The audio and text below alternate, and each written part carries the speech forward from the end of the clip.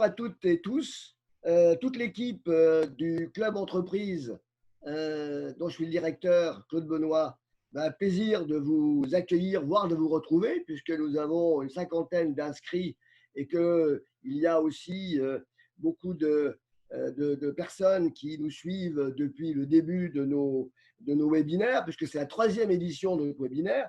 Vous avez sûrement assisté et puis, un webinaire petit déjeuner, parce qu'on est en attente de faire des vrais petits déjeuners. Pour l'instant, on est virtuel.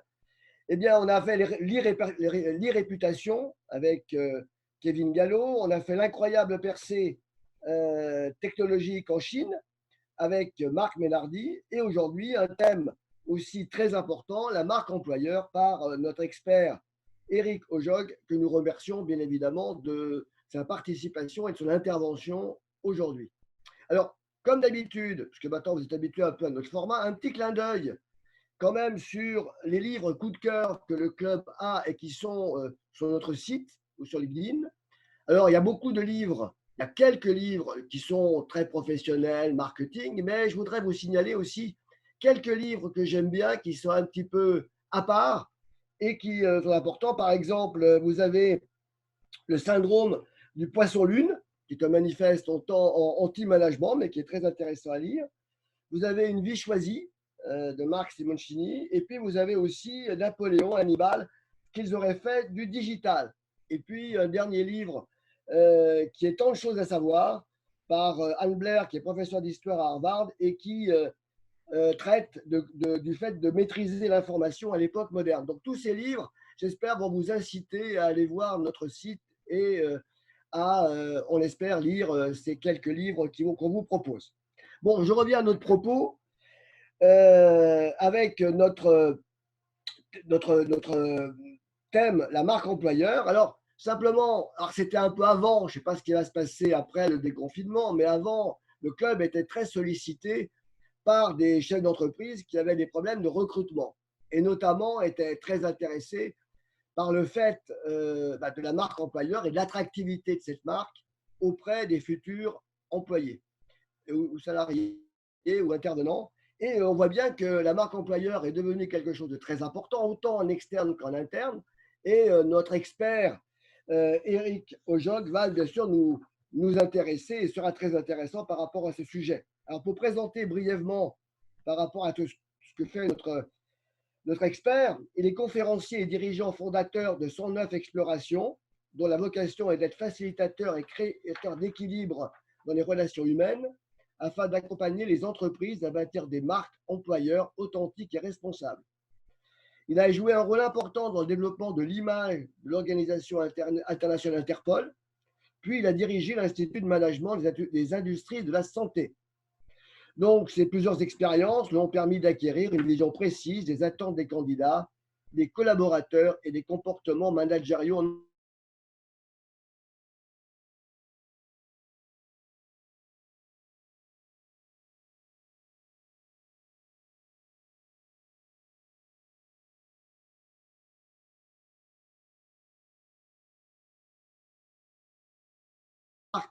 Produits. Et ça, c'est aussi un des points, je dirais, très importants. Donc, eh bien, je pourrais aussi signaler quelque chose que j'aime bien, qui fait partie des activités de notre expert, c'est qu'il est guide en forêt, qui est un art japonais, et qui permet la reconnexion à soi et à son écosystème. Donc, je trouve aussi que, eh bien, quand on est manager, on a des facettes un peu différentes, et c'est une facette aussi que j'aime bien. Bon, place à Eric Ojok, que nous remercions encore de son intervention d'aujourd'hui. Et à bientôt, bien évidemment, à jeudi prochain. Portez-vous bien.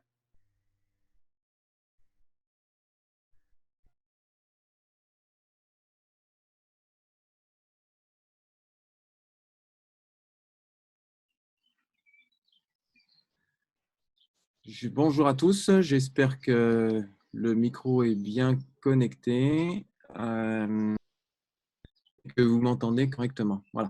Bonjour à tous, donc Eric Ojog, ravi de pouvoir partager cette demi-heure avec vous en cette période de confinement.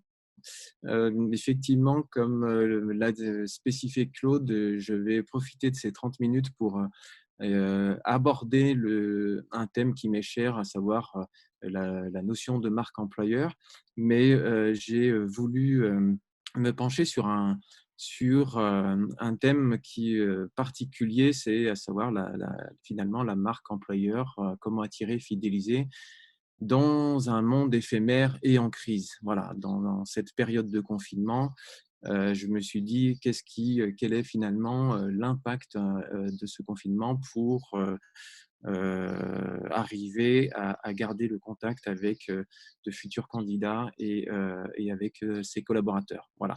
Donc là, je suis avec vous en direct d'Annecy et je vais donc adopter une posture non pas de sachant, c'est important. L'idée, c'est effectivement c'est pas de donner un cours sur le sujet ou de vous donner une méthode précise, mais c'est plutôt profiter de ces 30 minutes pour échanger, pour apporter une réflexion qui me semble être indispensable dans cette période, ce que j'appellerais un moment de réflexion ontologique. Hein, donc, ce terme-là est connu par de nombreux chercheurs, mais c'est aussi une question qu'on peut, comment dire, un temps, une pause pour travailler sur sa raison d'être. Et aujourd'hui, on parle beaucoup de raison d'être dans les entreprises. Ma société fait partie de la communauté des entreprises à mission qui a été créée l'année dernière. Et l'objectif, effectivement, c'est de travailler sur cette notion de raison d'être. Donc, on va l'aborder tout au long du sujet. Voilà, donc l'idée, c'est vraiment, encore une fois, de ne pas donner un cours, mais plutôt d'apporter un éclairage à ce sujet, sur le sujet en cette période de crise. Voilà. Donc, une des premières interrogations pendant cette période, ça a été déjà de me dire, bah, finalement, alors j'ai été touché par le Covid et j'ai dû profiter de mes 15 jours de confinement extrême dans ma chambre pour me poser et réfléchir à certaines choses. Et je me suis posé la question, finalement, si tu devais décrire ta mission en tant que patron d'entreprise, que formateur ou que consultant, est-ce que tu pourrais définir cette mission en un seul mot? Et plutôt que de définir un mot tel qu'une valeur qui est très importante, bien évidemment, on le verra, l'idée, c'est de trouver un verbe et un verbe d'action. Aujourd'hui, on est aussi dans une recherche d'équilibre entre la réflexion et l'action. Voilà. Donc, ma mission aujourd'hui, bah, effectivement, c'est de transmettre, de vous apporter un éclairage. Et je serais tenté de vous poser la même question. Et pour vous, quelle est votre mission en un seul verbe, juste un seul verbe. Parce qu'on verra effectivement qu'à travers ce verbe, on pourra se poser la question de est-ce que ce verbe, je l'incarne de manière totale, pleine au sein de mon entreprise et au sein de et en relation avec mes collaborateurs qui se trouvent à distance. Voilà, il y a cette notion d'éloignement et de se dire, mais finalement, ce mot-clé, est-ce que je l'incarne au plus profond de, de, de, de mes activités, de ma posture en tant que chef d'entreprise et en tant qu'acteur de cette entreprise, quelle que soit sa position. Donc, la deuxième question que je me suis posée très rapidement, c'est, on voit passer beaucoup de choses en ce moment sur le terme de résilience, de transition. On entend parler certains de collapsologie, de fin, de mort, de termes de renaissance. Voilà, tous ces mots-clés, je me suis dit, à un moment donné, effectivement, en temps de crise, qu'est-ce qu'on est en train de vivre chacun, entrepreneur, salarié, est-ce qu'on est dans une posture de peur où on se dit effectivement je suis en train de perdre quelque chose ou est-ce qu'il faut que je fasse le dos rond? Enfin voilà, on peut être très perturbé par ce traumatisme qu'on vit actuellement. Et je me suis penché un petit peu rapidement sur ces termes de résilience et de deuil. Et en fait, il apparaît, et c'est très intéressant de prendre le temps de se poser ce genre de questions, parce qu'on s'aperçoit que en fait, ces deux mots ont des points communs et en même temps des points de divergence. Si l'on prend par exemple la notion de résilience, il faut savoir que en termes de résilience, ça porte un sentiment, c'est souvent un sentiment d'injustice. Voilà, on se dit, bah, je suis abandonné, je suis seul chez moi, je ressens de la colère, de l'impuissance, voilà, il y a une sorte d'injustice qu'on peut ressentir, il y a une certaine souffrance, voilà, qui est là. Euh, et en fonction de son estime de soi et de sa confiance en soi, on va aborder, vivre cette résilience plus ou moins bien. Voilà, donc, et ça nécessite un certain nombre de ressources qu'il va falloir aller chercher au plus profond de soi-même pour se mettre en mode survie. Voilà. Donc, quand on parle de résilience, il y a vraiment voilà, cette notion de survie qui ressort. La notion de résilience, il faut imaginer, tout comme le deuil, c'est il y a effectivement cette notion, le point commun, c'est qu'il y a un traumatisme. Alors autant le deuil, ce serait une notion de perte, de mort, autant la résilience, on n'est pas à ce niveau-là, mais néanmoins, on est dans quelque chose de très profond. Et du coup, si vous voulez, c'est très important de faire cette différence parce que, en fait, la manière dont les salariés, leur direction vont vivre ce confinement et cette crise du coronavirus va avoir des conséquences qui sont complètement voilà, différentes. Quand on parle de deuil, là, on sera effectivement sur une notion un petit peu différente dans le sens où le deuil, on y est préparé quelque part dès la naissance. On sait que voilà, on va mourir, on sait on va perdre des gens qui nous sont chers. On n'est pas dans le sentiment d'injustice, on est dans le sentiment voilà, de manque, d'attachement, avec un processus qui est bien connu, hein, avec la courbe de deuil. Il y a une notion de choc, il y a une notion de dépression qui peut entraîner une dépression, après un rétablissement naturel des choses. Donc, le fait de travailler sur ces deux mots-clés m'a fait prendre conscience en fait que la grosse différence entre ces deux mots, c'était finalement une notion de sentiment et une valeur, comment dire, une notion de vécu des sentiments. Donc, en fonction de ce que vous avez déjà pu vivre comme traumatisme dans votre vie, vous allez adopter voilà, des facultés à surmonter cette crise ou alors à la subir de manière assez violente. Bon, je suis parti un petit peu sur cette voie-là. L'objectif, c'est pas de partir dans une analyse psychologique de chacun.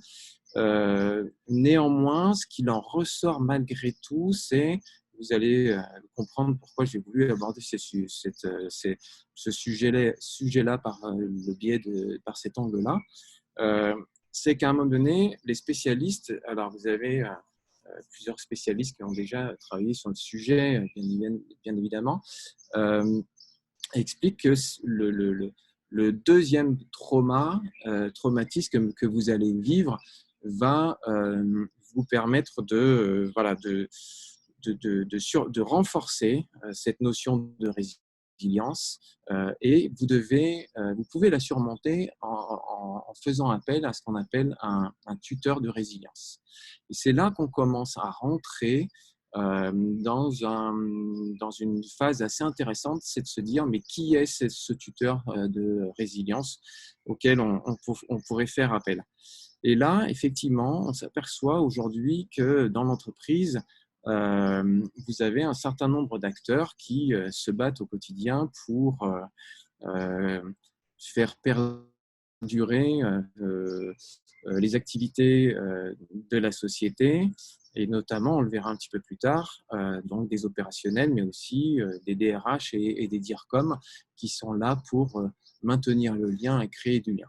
Voilà.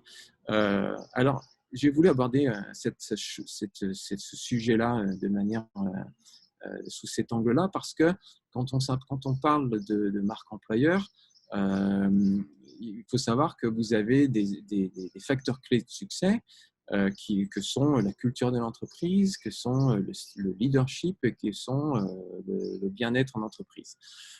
Vous commencez sans doute à voir un petit peu les liens qu'il peut y avoir entre ce que je viens de dire et la marque employeur. Et on y reviendra un tout petit peu plus tard.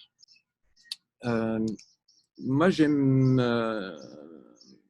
aborder la chose en prenant la métaphore du papillon, parce que comme Richard vous l'a dit, je suis aussi très connecté avec le monde de la nature. Et plutôt que de parler de mort, de fin, de deuil, de résilience, j'aime prendre l'image de la chrysalide et de la métamorphose du papillon. Voilà.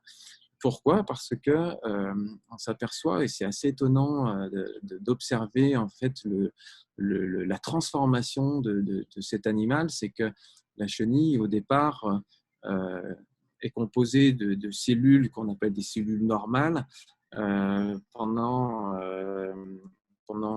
la première période de sa vie. Et puis, lorsque en fait, la chenille va prendre la posture de descendante, hein, comme on le voit, de suspension, comme on le voit sur la photo, il va y avoir une transformation naturelle assez extraordinaire. De nouvelles cellules vont venir en fait titiller, si je puis dire, les cellules mères pour leur dire, bah, écoutez, voilà, maintenant on est dans une logique de prise de pouvoir, mais une prise de pouvoir intelligente, c'est-à-dire qu'elles ne vont pas éliminer les cellules mères, mais elles vont, à travers une collaboration et une intelligence et une coopération toute naturelle, organiser cette transition qui est nécessaire au développement du papillon. Et en fait, cette deuxième phase, il y a une phase de bouillie totale ce qu'on appelle la bouillie de la chenille qui va se mettre en place et qui va effectivement permettre d'aller en fait rechercher ce qu'on appelle l'homéostasie. Et quand on parle d'homéostasie, c'est un mélange en fait entre une recherche d'une certaine stabilité, donc on va s'appuyer finalement sur les cellules mères de la chenille, et en même temps développer en parallèle de cette recherche de stabilité un mouvement évolutif. Voilà, donc il y a en fait un équilibre entre les deux. Et aujourd'hui, effectivement, par rapport au sujet qui nous anime, c'est effectivement d'arriver à trouver la meilleure posture possible pour arriver à maintenir une certaine stabilité au sein de l'entreprise dans sa globalité et dans ses relations avec ses clients internes et ses clients externes, et en même temps initier un mouvement vers une situation dont on ne connaît absolument rien aujourd'hui, mais en tout cas, il y a un mouvement. Voilà. Donc, en fait, cette notion d'équilibre entre la stabilité et l'évolution est assez intéressant à prendre en considération. Alors, comme l'a dit tout à l'heure, effectivement,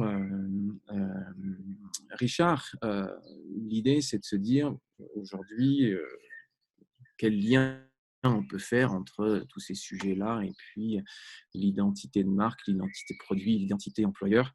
La question, effectivement, se pose.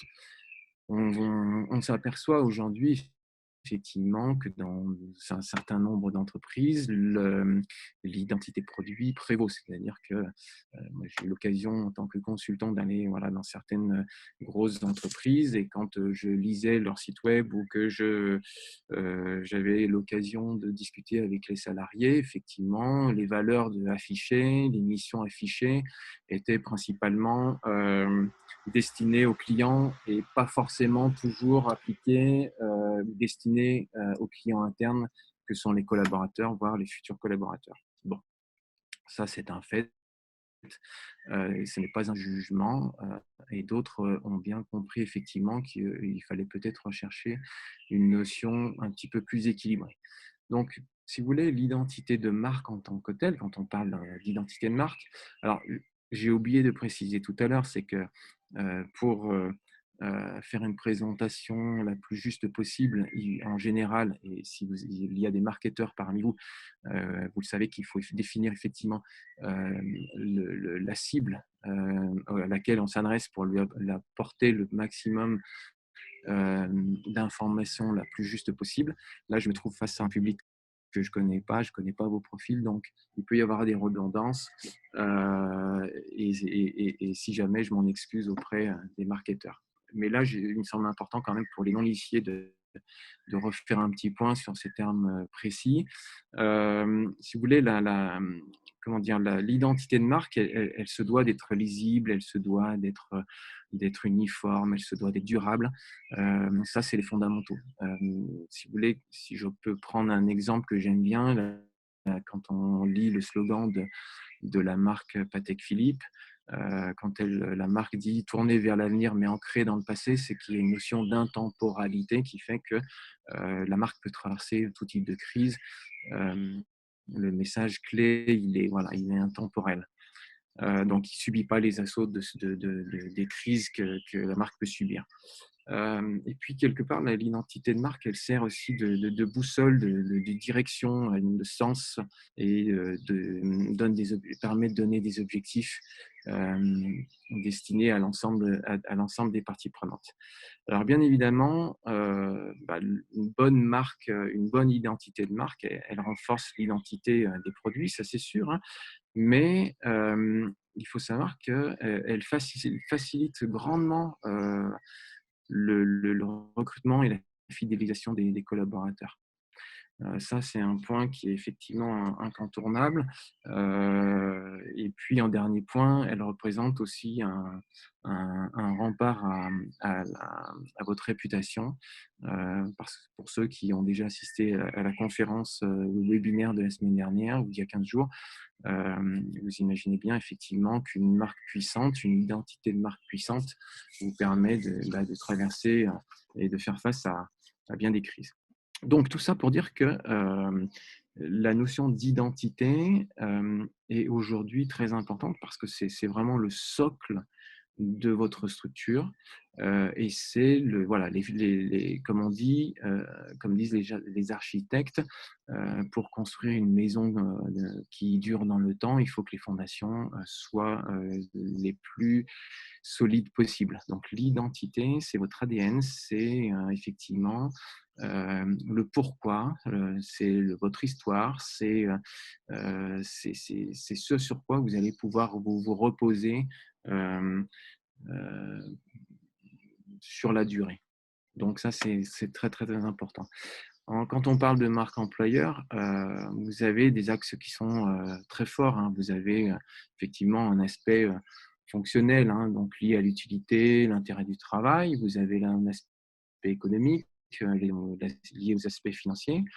Puis vous avez un troisième axe qui est l'aspect psychologique, qui est lié plutôt à la culture d'organisation, ses valeurs, sentiments d'appartenance, etc., etc. Donc ça, c'est l'identité.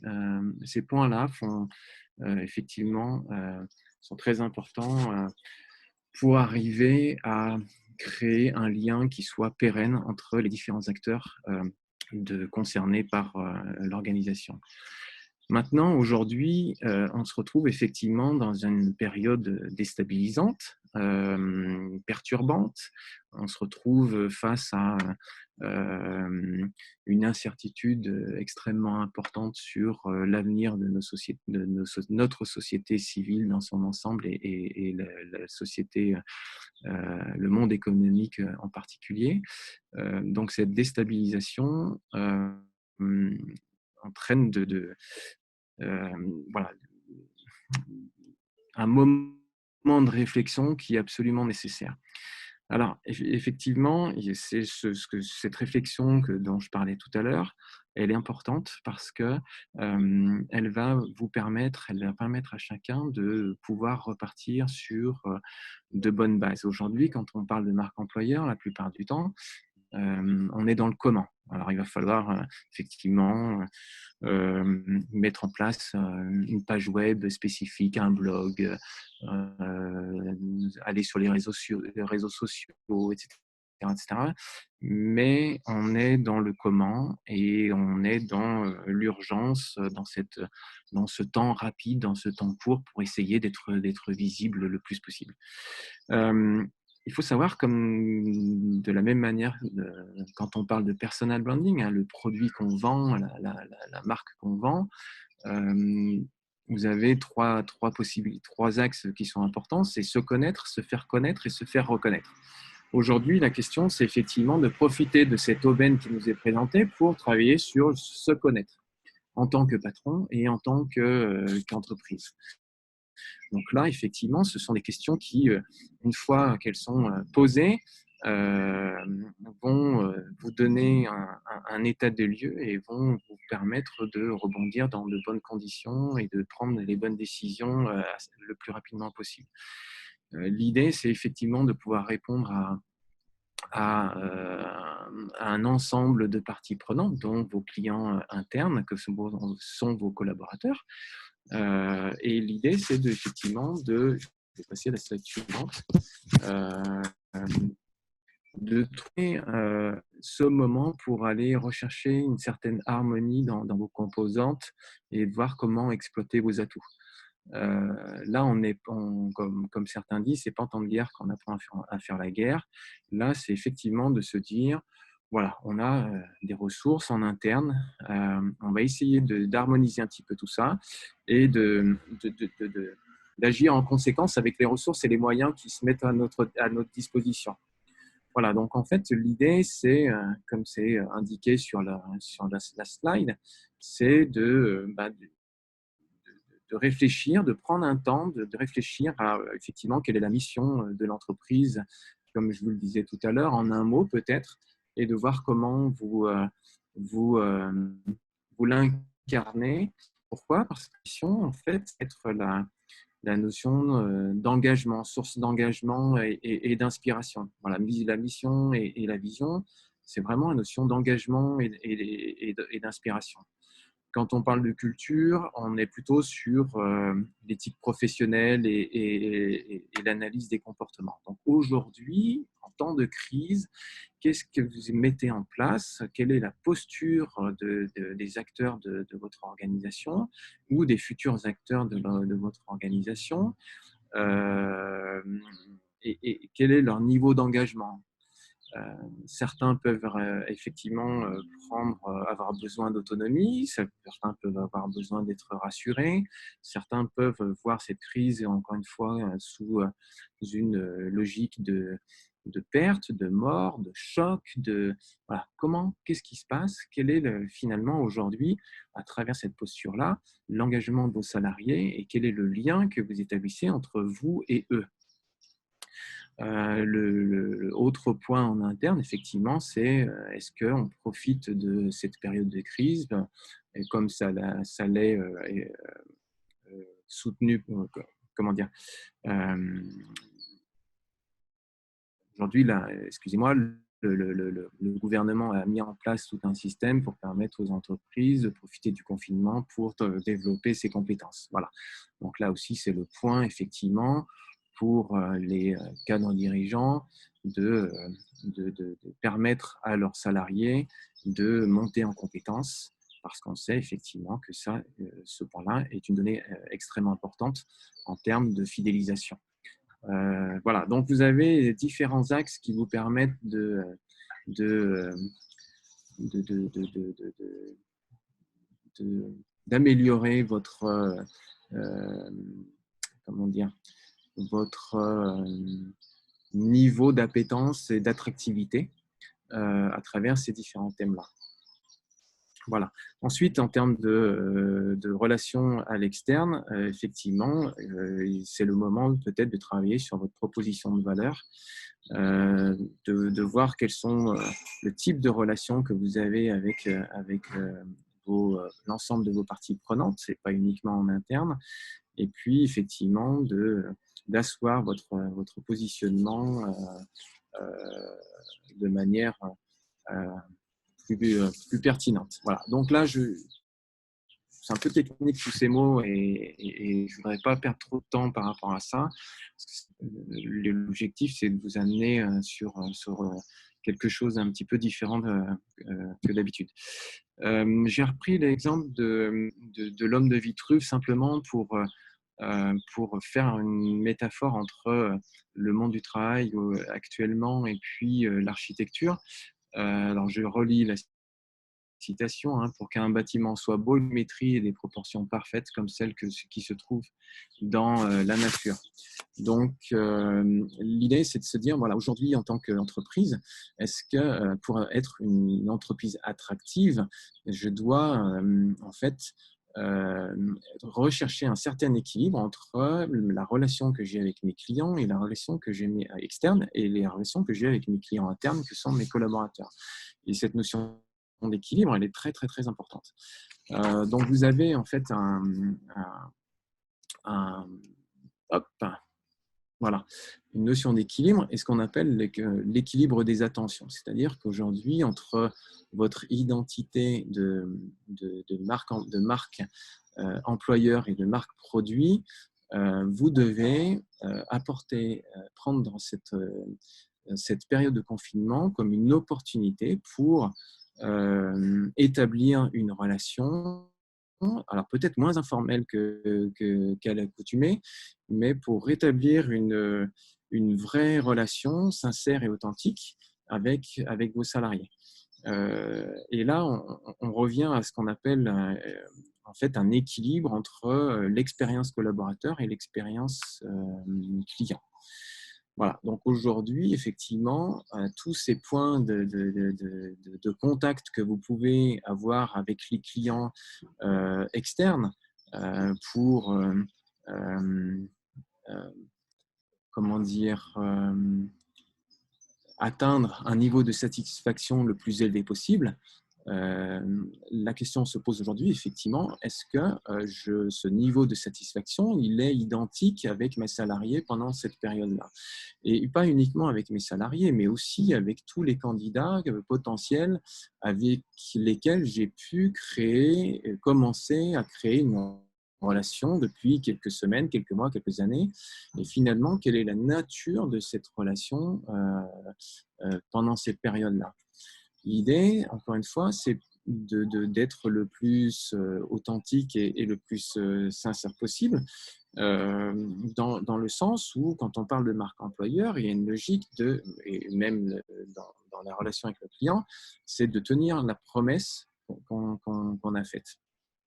Aujourd'hui, on est dans une société où la relation entre le client et l'entreprise est excessivement important parce qu'on est dans un système de notation généralisée. Donc, vous avez voilà, les TripAdvisor, vous avez les notations sur différents produits à tous les niveaux et sur tout type de produits, mais vous avez aussi l'émergence de sites de notation comme Glassdoor ou Indeed qui vont noter toutes les expériences qu'auront vécues des candidats et des collaborateurs actuellement dans les entreprises et également la notation de ceux qui sont partis de l'entreprise et de manière anonyme.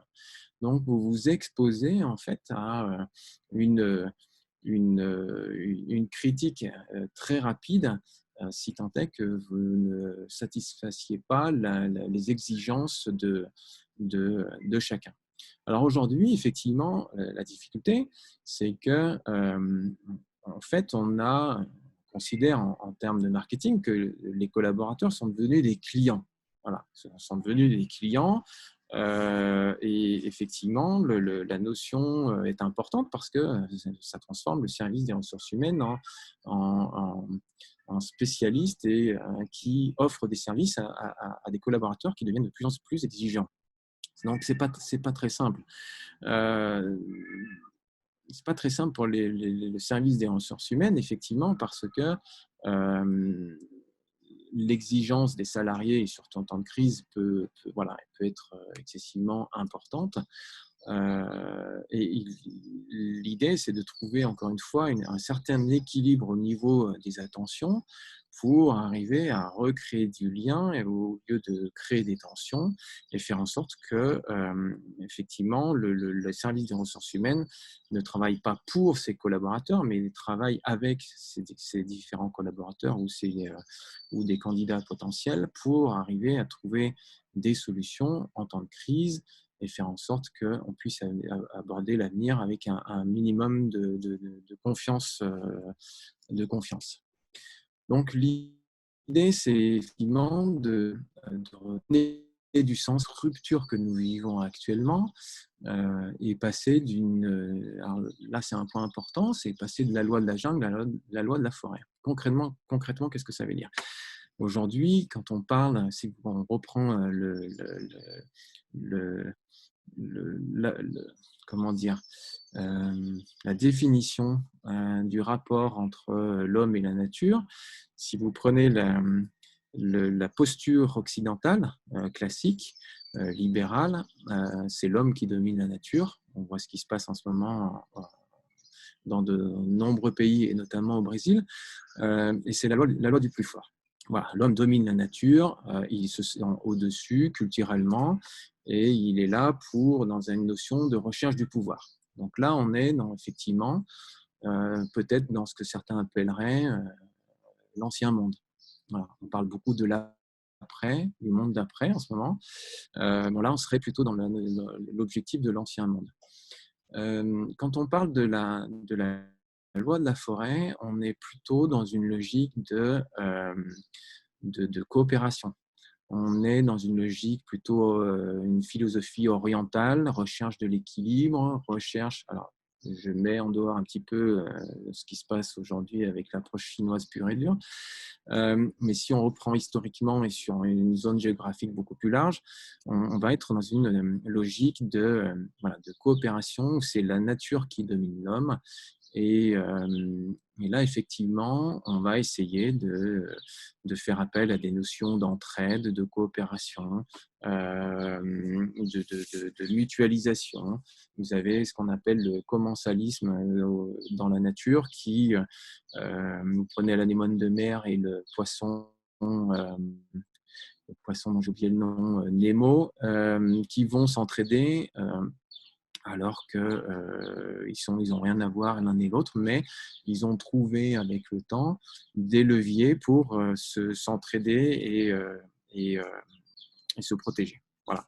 Donc l'idée aujourd'hui, effectivement, c'est de se dire, est-ce que je ne pourrais pas profiter de cette crise pour entrer dans une relation beaucoup plus informelle avec mes salariés et avec une sorte de contrat, de pacte qui dirait effectivement, je t'aide à t'épanouir, tu m'aides à t'aider en confiance. La notion de confiance est très importante pour arriver à surmonter ce genre de crise.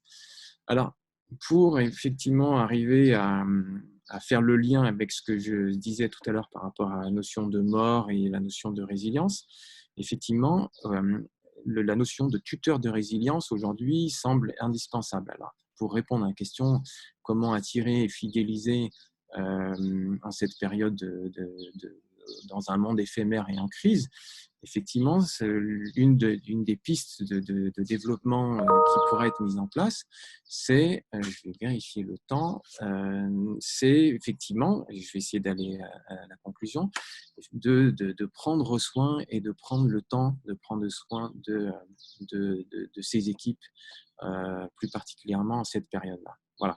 Donc, si vous voulez, aujourd'hui, la question, c'est comment la direction générale, comment les directions des ressources humaines, comment les DIRCOM, qui sont très occupés, d'après ce que j'entends comme discours auprès d'amis qui sont dans ces fonctions-là. L'idée, effectivement, c'est de prendre soin de ses collaborateurs. Ça, c'est une donnée qui est excessivement importante en termes de fidélisation et de recrutement, c'est d'être dans une logique, dans une période de réflexion ontologique ou, dit autrement, d'observation des signaux faibles, des signaux forts, de voir effectivement de quelle manière nos collaborateurs appréhendent cette crise. Est-ce qu'ils sont encore une fois dans une logique de mort? Est-ce qu'ils sont dans une logique d'abandon, d'impuissance? Est-ce qu'ils sont déjà dans une notion de résilience? Mais en tout cas, posez peut-être la question, si vous êtes dans ce type de fonction, où est-ce qu'ils en sont? Parce que la manière d'approcher, d'aborder la situation n'est pas du tout la même en fonction de la posture et du vécu des sentiments.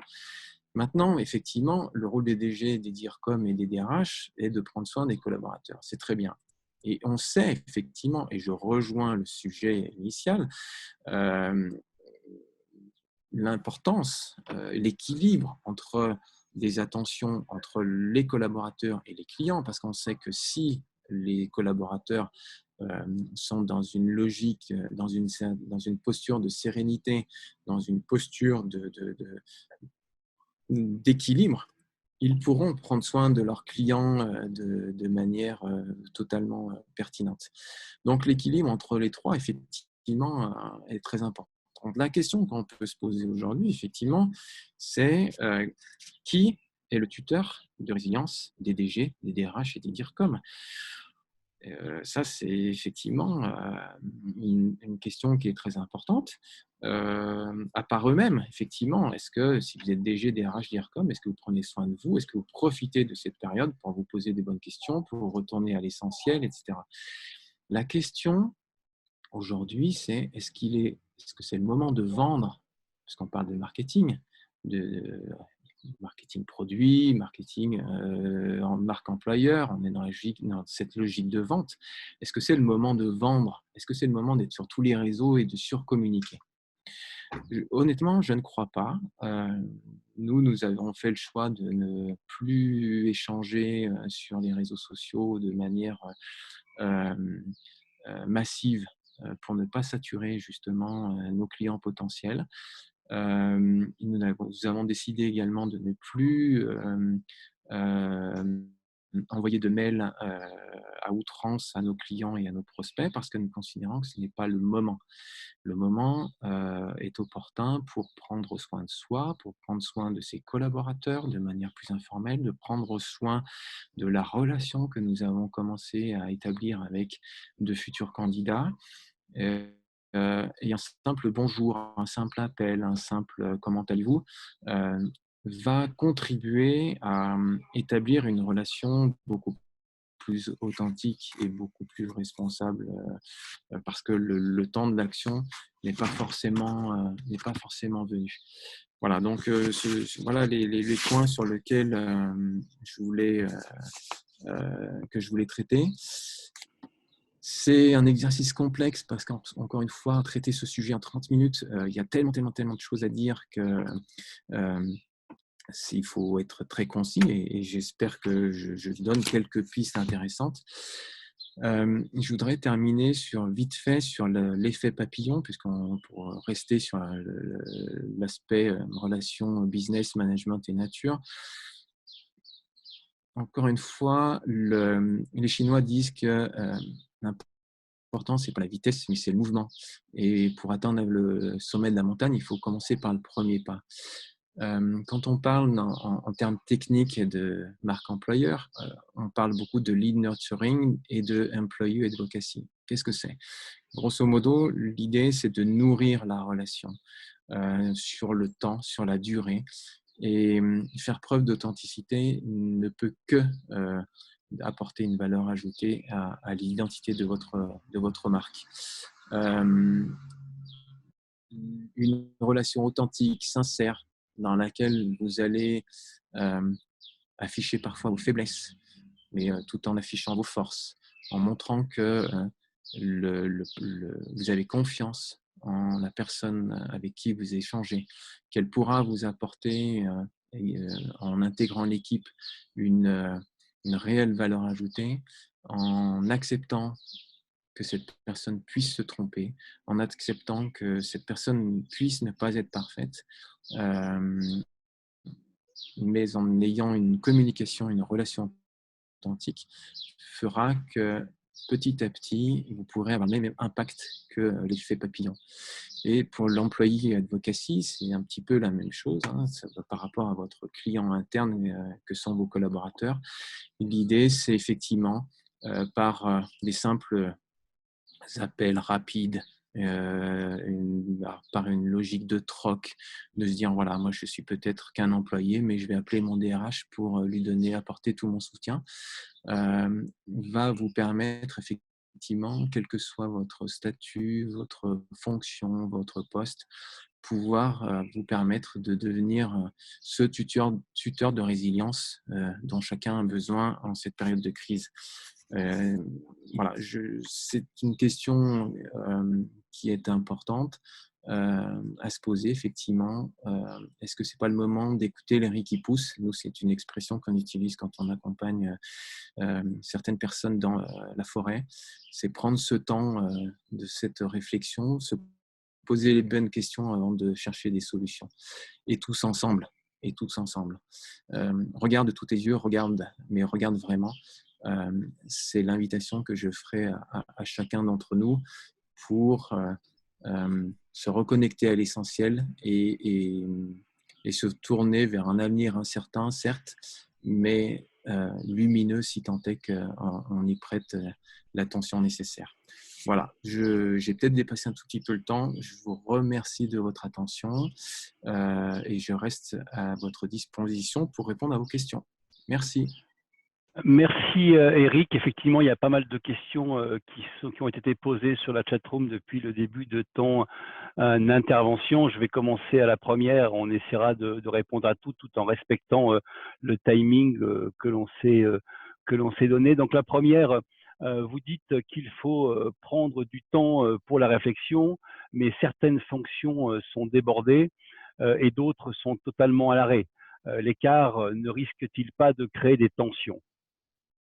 Alors, en fait, effectivement, hein, c'est ce moi j'appelle régulièrement des amis hein, ou des connaissances qui pour poser la question et leur dire bon, voilà, où est-ce que vous en êtes? Qu'est-ce qui se passe? Personnellement, mon activité est totalement à l'arrêt parce que nous proposons des activités uniquement en pleine nature et complètement déconnectées. Donc, mais j'ai voulu essayer effectivement de voir ce qu'il en était dans les entreprises.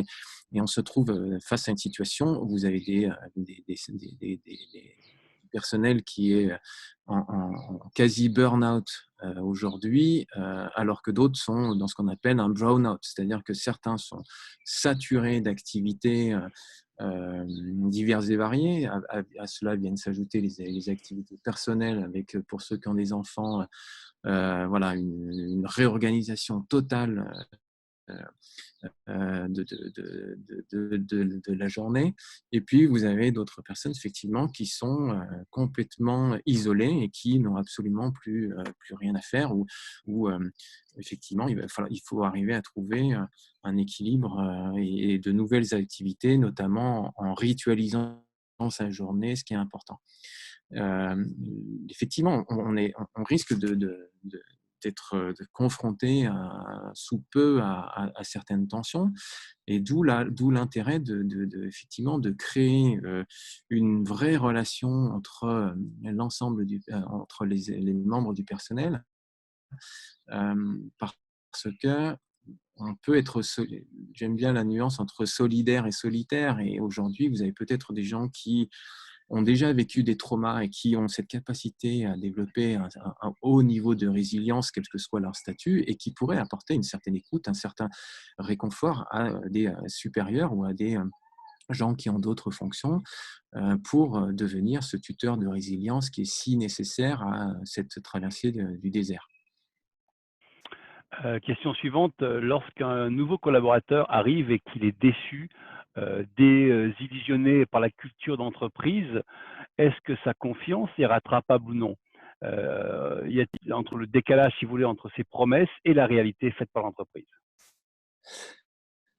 Oui, alors là encore une fois, il faut accepter de tous les côtés qu'on puisse se tromper, et c'est laisser place dès le départ à la notion d'échec. Bon, je dirais que si la relation est nourrie et entretenue depuis longtemps, comme je l'évoquais tout à l'heure avec le nurturing, hein, cet effet nourricier, il y a peu de chances qu'il y ait une déception le jour de l'arrivée. Néanmoins, il faut savoir que statistiquement, un cadre sur deux aujourd'hui ne reste pas dans l'entreprise à la fin de sa période d'embauche. Donc ça veut dire qu'il y a quand même un écart entre ce qui a été vendu, ce qui est dit et la réalité. Ce sont des statistiques, c'est la réalité. C'est-à-dire qu'à un moment donné, quand je dis qu'il faut parler d'authenticité et de responsabilité, c'est de tout faire pour qu'à aucun moment il n'y ait de déception. C'est-à-dire qu'on doit vérifier dès le départ que dans les deux sens, c'est-à-dire que l'entreprise doit bien vérifier que le persona, c'est-à-dire que la cible type que l'on veut intégrer, dans la société, correspond bien à qui l'on est en tant qu'entreprise. Mais si dès le départ on n'est pas clair sur qui on est vraiment, ou si on veut donner l'illusion qu'on est parce qu'on est à la mode, à un moment donné, il va y avoir une rupture, et une rupture violente. Et aujourd'hui, c'est le problème de beaucoup d'entreprises qui font le grand écart entre on doit être vert, on doit être écolo, on doit être humaniste, on doit être positif, on doit être optimiste, etc. Et dans la réalité, ça n'est pas le cas. Et on se trouve aujourd'hui face à une jeune génération qui ne va pas, qui va être intransigeante. C'est-à-dire, vous ne respectez pas votre promesse, c'est trop tard. Donc, encore une fois, c'est un travail de longue haleine.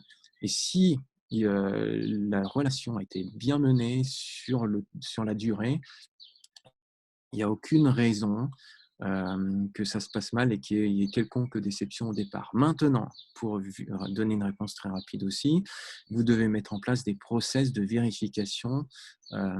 Certaines entreprises, notamment certaines en Allemagne, ont mis des processus où on vérifie au bout de 3 heures que tout se passe bien, au bout de 3 jours que tout se passe bien, au bout de 3 mois que tout se passe bien, plus l'entretien annuel, plus un autre entretien au bout de 3 ans. C'est-à-dire qu'il y a une vraie relation de proximité pour vérifier que tout se passe bien. Je suis administrateur de 4 sociétés et conseille des dirigeants dans plusieurs autres. Le fond du sujet serait plutôt l'équilibre entre la gestion de l'urgence et la fragilité psychologique de certains collaborateurs, ainsi que la réalité de la réflexion stratégique pour voir au-delà de la crise actuelle. Avez-vous des suggestions? Waouh! Alors, là, effectivement, Richard, vous pouvez reformuler si ça ne vous dérange pas? Bien sûr, je suis administrateur de 4 sociétés et conseille des dirigeants dans plusieurs autres. Le fond du sujet serait plutôt l'équilibre entre la gestion de l'urgence et la fragilité psychologique de certains collaborateurs, ainsi la qualité de la réflexion stratégique pour voir au-delà de la crise actuelle. Avez-vous des Oui, suggestions? non, c'est une très bonne question. Ce côté guerre des talents, ce côté vision à long terme, ce côté effectivement stratégique et la question que se pose le dirigeant sur qui vais-je pouvoir m'appuyer? Est-ce que mes collaborateurs ont le droit d'être fragiles? Est-ce que je dois effectivement me séparer de certains collaborateurs qui n'auraient pas les facultés et les capacités à traverser cette crise et, et avoir l'énergie physique et psychologique pour se préparer à l'avenir qui est incertain et qui risque d'être très chaotique. Oui, effectivement, la question se pose et va se poser sur qui on va pouvoir compter, quelles sont les nouvelles capacités aujourd'hui qui seront nécessaires pour aborder le monde de demain. Certains vont certainement faire le choix de s'en aller et de prendre la décision après cette crise de dire ça ne me correspond plus et je ne veux plus être dans cette dynamique de performance financière à outrance. Donc, il risque effectivement d'y avoir des pertes. Pour les autres, encore une fois, est-ce qu'ils vont abandonner leur ancien moi, l'ancienne posture et s'adapter pour répondre aux enjeux stratégiques de la société, ou est-ce qu'ils vont se mettre dans une logique de résilience et là, effectivement, il va falloir les accompagner, les former au maximum pour que ça puisse tenir sur la durée. On est dans une logique aussi de guerre des talents et comment dire, la vision stratégique, elle est à long terme. Aujourd'hui, on est face, et c'est la difficulté de beaucoup d'employeurs, face à une population qui ne voit pas à long terme. Aujourd'hui, la difficulté, c'est de garder les talents 5 ans ou 3 ans. Donc, est-ce que stratégiquement, on est sur des délais aussi courts? C'est pas évident. J'ai fait un mémoire sur le sujet de recherche dans le cadre de mes études il y a peu. Effectivement, sur la notion d'agilité. Et l'agilité, là, on parle beaucoup d'adaptabilité aujourd'hui. Bon, voilà, tsunami, on l'a pris en pleine figure, de flexibilité, d'adaptabilité, mais le tsunami, il est déjà là. Quand on parle d'agilité, l'agilité, c'est quoi? C'est anticiper des scénarios pour un avenir qu'on ne connaît pas. Bon, cet avenir-là, il va falloir s'appuyer sur un certain nombre de compétences et de collaborateurs qui vont être en capacité d'avoir une vision assez large, avoir une capacité à se remettre en question, une capacité à être agile pour se dire, bon, et si je pensais out of the box, et comment on va pouvoir répondre aux enjeux stratégiques, mais quelque part, on est sur le partage d'un objectif commun, donc ça veut dire que ces salariés qui ont du talent, on va devoir leur expliquer de manière beaucoup plus précise ce qu'on attend d'eux et ce vers quoi on veut les mener. Et en ajoutant une chose, c'est que avec la crise fait ressortir que il va falloir absolument que on leur explique que l'engagement, leur engagement devra en partie ou de manière plus globale s'inscrire dans une démarche de recherche du bien commun. On ne sera plus sur une logique purement financière liée aux produits et aux services de l'entreprise classique, mais en quoi la mission, la raison d'être de l'entreprise peut répondre à un objectif beaucoup plus large, à savoir sociétal. Il nous reste peu de temps. Je pose encore 2 questions. Je travaille sur plusieurs sites à l'international. Comment traduire toutes les cultures présentes dans mon entreprise dans ma marque employeur? Alors là, sujet très intéressant. Si je reprends juste concrètement l'exemple de la Renaissance, de la mort, etc. Vous prenez une personne d'origine musulmane, elle va, de par sa religion, sa culture, vivre l'échec de manière complètement différente qu'un occidental. Pourquoi? Parce que, Inch'Allah, si Dieu le veut, c'est fataliste, c'est comme ça. Voilà, donc je suis préparé j'ai pas la main. Voilà, pour moi, c'est comme ça, donc je vais être beaucoup plus résilient.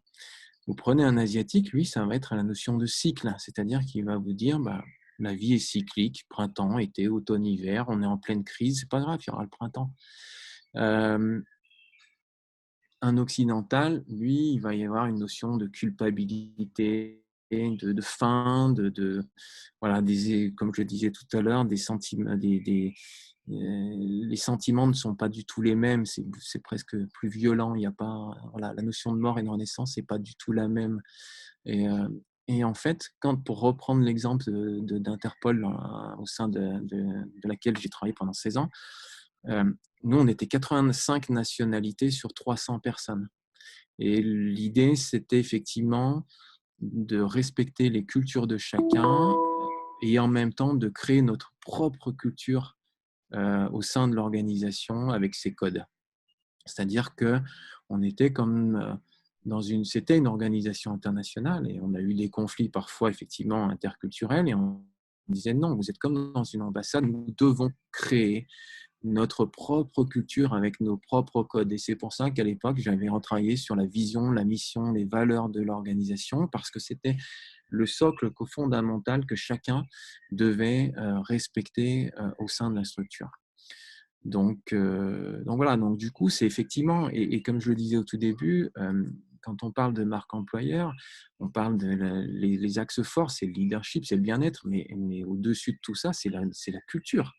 C'est la culture. Et une culture, elle se construit sur le temps. Et ce que j'aime dans la notion de transmission, c'est qui a créé cette société, pourquoi il l'a créée, comment cet ADN transpire aujourd'hui et comment on peut la transmettre à tous nos nouveaux collaborateurs, comment on l'incarne à travers un mot, à travers nos actions, à travers toutes ces choses. Effectivement, mais c'est la culture qu'il faut absolument travailler et quelles que soient les origines du personnel, c'est arriver à trouver un sens commun. Et encore une fois, pour éviter, en termes de management interculturel, c'est pas en temps de crise qu'il faut gérer la chose, c'est en amont et de dire, voilà, si demain il devait y avoir telle crise, comment toi, allemand, chinois, anglais, vous aborderiez les choses et comment ensemble on aborderait les choses. Et peut-être qu'on peut s'appuyer à un moment donné sur une culture occidentale avec une notion de reprise en main et de pouvoir d'un leader, et à certains moments, de passer à une logique plus collective et de co-construction pour arriver à un équilibre global. Une dernière question. Quels sont les exemples d'entreprises qui, d'après vous, ont réussi dans la mise en valeur de leur marque employeur? Alors, alors c'est une question, intéressante. Pour moi, vous avez, alors si je parle au niveau français, vous avez deux entreprises qui ont, alors une entreprise qui a réussi à faire le lien entre la marque employeur, enfin l'identité de marque, l'identité produit, l'identité employeur et qui a réussi, qui a fait un travail extraordinaire, c'est Decathlon. Decathlon est aujourd'hui un exemple. Alors attention, ils font des erreurs aussi, mais en termes d'initiative, de cohérence, Decathlon est une entreprise qui mérite d'être étudiée sous toutes les coutures. Après, vous avez une petite structure qui est intéressante, c'est Michel et Augustin, une petite TPE qui a réussi à se faire racheter par Danone en très peu de temps et qui a, là, pour le coup, totalement incarné ses valeurs et a réussi justement, à travers cette posture, à apporter une valeur ajoutée suffisante pour se faire racheter par un grand groupe comme Danone. Ok, les questions continuent à tomber. Là, une dernière avant de mettre fin à ce webinaire. Face à une situation de forte turbulence, l'urgence est bien de se connaître pour se projeter vers l'inconnu. C'est ce qui permet de donner du sens à son activité. Comment capter l'attention de ses collaborateurs et les amener à ce travail d'introspection? Alors, je vais faire le parallèle avec la motivation. La motivation, tout le monde dit, on voit beaucoup de séminaires sur le sujet, comment motiver vos salariés. Grosse erreur. Tous les chercheurs disent on ne peut motiver personne, on ne peut que créer les conditions pour qu'ils se motivent eux-mêmes. L'attention, c'est là encore une fois, la question est très pertinente, c'est de se dire à un moment donné, est-ce que quand je veux entrer effectivement dans cette phase d'introspection, est-ce que j'ai besoin de quelqu'un d'autre? Est-ce que j'ai besoin d'aide? Est-ce que j'ai besoin de ce tuteur de résilience? Est-ce que j'ai besoin d'être seul et au contraire de profiter de ce silence pour méditer intérieurement, aller chercher en profondeur? Vous avez certaines personnes qui effectivement vont profiter de ce confinement pour se poser des bonnes questions, et puis d'autres qui vont dire: «Oh là là, mais il y a une rupture du lien social qui est extraordinaire, hein, il faut absolument que j'appelle tout le monde». Euh, je pense effectivement que c'est déjà un auteur disait: j'ai voyagé de partout dans le monde et le voyage le plus difficile que j'ai été amené à faire, c'est le voyage intérieur.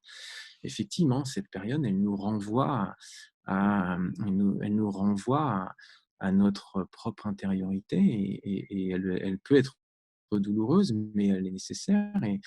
Et je pense qu'effectivement, on ne peut pas contraindre les gens à, à porter attention à l'essentiel, parce que certains ne sont pas en capacité, mais peut-être effectivement d'essayer d'être dans une écoute active, hein. Et je reviens à une des slides que je remets ici.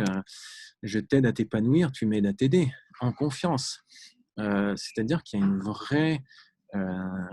vraie écoute, une vraie empathie, une logique, voire de compassion, pour dire effectivement, je suis là pour toi, tu es là pour moi, je ne te forcerai pas, je ne vais pas chercher à développer ton attention, je ne vais pas chercher à te motiver, mais si tu as besoin, effectivement, on peut en discuter, je peux t'aider, et ensemble, on va trouver des solutions. Voilà. Merci, merci à Eric de nous avoir permis de mieux comprendre les enjeux de la marque employeur. Ce webinaire du club touche à sa fin. Encore de nombreuses questions ont été déposées et n'ont pas obtenu de réponse. Vous avez bien sûr la possibilité de prendre contact avec Eric via son site internet 109 Exploration. Nous espérons en tout cas que ce format et ce moment d'échange vous ont intéressé. Je vous rappelle la thématique de notre prochain petit déjeuner du club qui aura lieu la semaine prochaine, donc jeudi 30 avril à 11 heures. C'est Tristan Marin qui nous parlera de l'écoute au service de la performance commerciale de l'entreprise. Nous vous communiquerons également prochainement la suite de notre programmation qui est encore en cours de validation. Je vous rappelle que vous pouvez suivre les activités du club sur notre site internet et sur nos pages LinkedIn et Facebook. Encore un grand merci à vous tous de vous être connectés pour votre présence et votre fidélité au club entreprise de Grenoble. Et puis, dans l'attente de vous retrouver jeudi prochain, prenez soin de vous. Au revoir.